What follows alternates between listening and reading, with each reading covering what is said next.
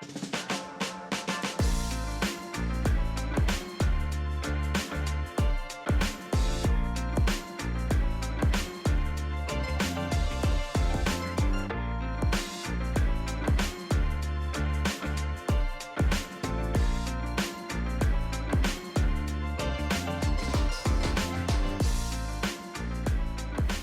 up, everybody? This is Kiat-ong, and this is Jeffrey Revilla of the CK team here in Las Vegas.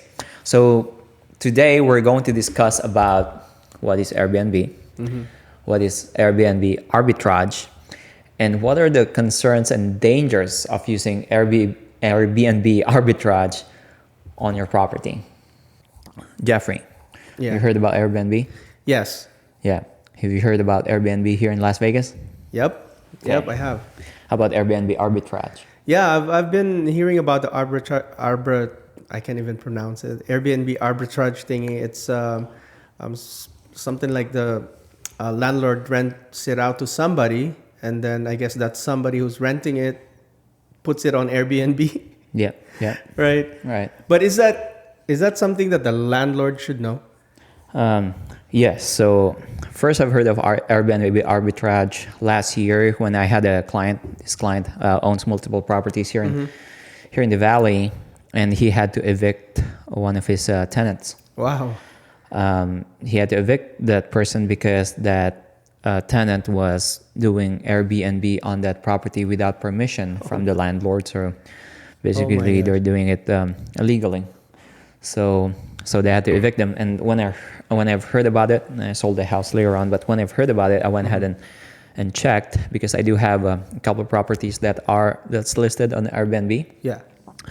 And when I learned about how other people are doing this Airbnb arbitrage, right? So basically what it does is, let's say you're the landlord. I'm the one who would rent from you. Yeah. Right. Let's say the rent's like $2,000 a month. Right. And on that agreement, I would say that I will be putting this property on Airbnb. So, for example, you're the landlord, right? And I'm the tenant. I'm gonna go ahead and rent from you, let's say $2,000 a month on this nice property near the strip, right? Okay. $2,000 a month. I'm gonna guarantee you that, hey, I'll be renting it from you for 12 months, right? Okay. So how does that feel from you? I'm gonna guarantee you get the $2,000. Oh yeah. I'll be like, oh yeah, let's do it. That's great, right? Yeah. Sounds good. So what I'll do now is I'm going to furnish the property, Right. and then put it out for list it as an Airbnb or VRBO furnished finder, any of the short-term rental websites, right?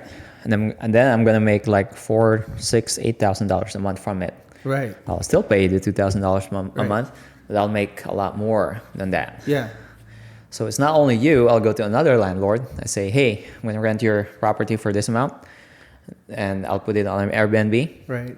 And that landlord will say, yes, I'll do the same thing. And then it turns out I will be making this much monthly. I'm doing this on a lot of other properties, even properties out of state, right? Right. So that sounds like a great business model, right? Yeah. If I'm the one doing that. Now, sounds great, but here is one problem we have. Okay. So let's say I'm the landlord, and this guy's putting it on Airbnb. On many major cities, such as Las Vegas, there are heavy regulations on Airbnb, on short-term rentals. And these regulations make it almost impossible to get licensed as short-term rentals. Yeah. Right? So, for example, if you want to get licensed in the city of Las Vegas, Nevada, this property has to be your primary property, and you're just going to rent out the rooms. Okay. There's no way you're going to do that, right? No. Yeah. So I'm going to cast doubt because I know how the regulations are. I'm going to cast doubt on how this person is going to get this short-term rental licensed, right? Which is almost impossible. Now, what would they do? They probably will not license it, and they'll just operate it as an unlicensed short-term rental, which is mostly the case, right? So what happens now if it's operating as a unlicensed rental property, a short-term rental property? Now, usually it's the neighbors who would look at it and say, I wonder why there's so many parties at this house, right? Yeah. I wonder why there's different cars every time, and there's different people in this house every time. And they're partying all the way to, like, I don't know, wee hours in the morning. Yeah. I'm going to check with my HOA and see. I'm thinking, because I think this is just short-term rental, I'm going to check with my HOA and see if they allow short-term rental. Right. So they're going to call the HOA. HOA said, no, we don't allow short-term rentals. Then the neighbor would say, yeah, this house looks like it's operating as a short-term rental. Right. Then the HOA would say, okay, we'll investigate. HOA sees, oh, yeah, it is operating as short-term rental. We're not allowing short-term rental.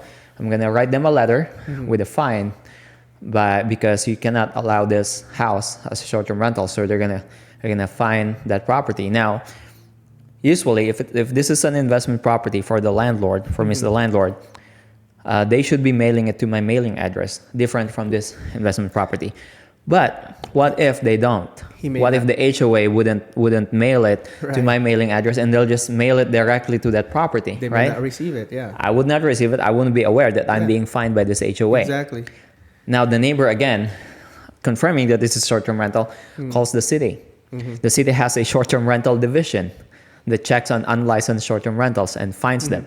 Okay. Gonna call the city, tells the city that, hey, this might be a short-term rental. Yeah. City comes in, investigates, and verifies that this is a short-term rental that's unlicensed. Right.